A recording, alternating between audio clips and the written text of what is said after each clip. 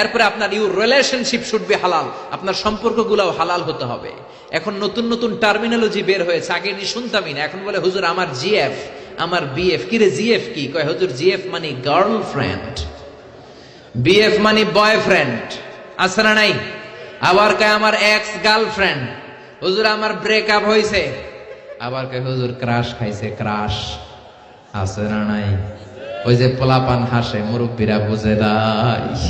আহা, এগুলো করা যাবে? এই জন্য আপনার যে সম্পর্কটা, প্রেম করতে মনে চায়, বিয়ে করার পরে বউর সাথে প্রেম করবা, সব আছে না নাই? আপনি আপনার হাতটা বিবির হাতের সাথে মিলালে 2 হাতের সগীরা গুনাহ মাফ করে দেয় কে? আপনার বিবির চেহারার দিকে তাকালে চোখের সগীরা গুনাহ মাফ করে দেয় কে?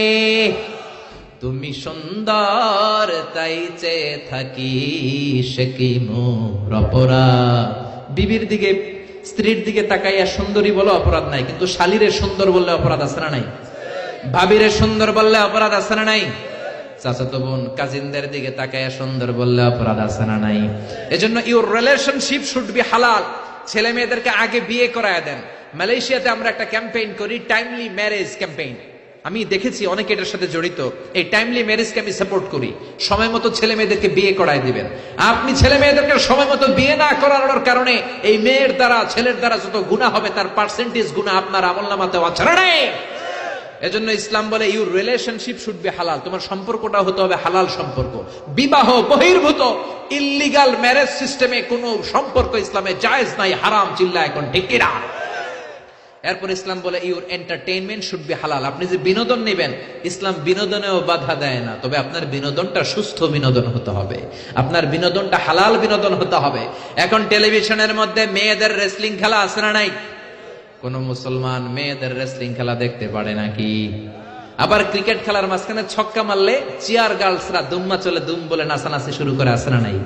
যেই খেলার মাঝখানে ছক্কা মারলে উলঙ্গ মেয়েরা নাচে, ওই খেলাও মুসলমানরা দেখতে পারে না। চিল্লা এখন ঠিক কিনা?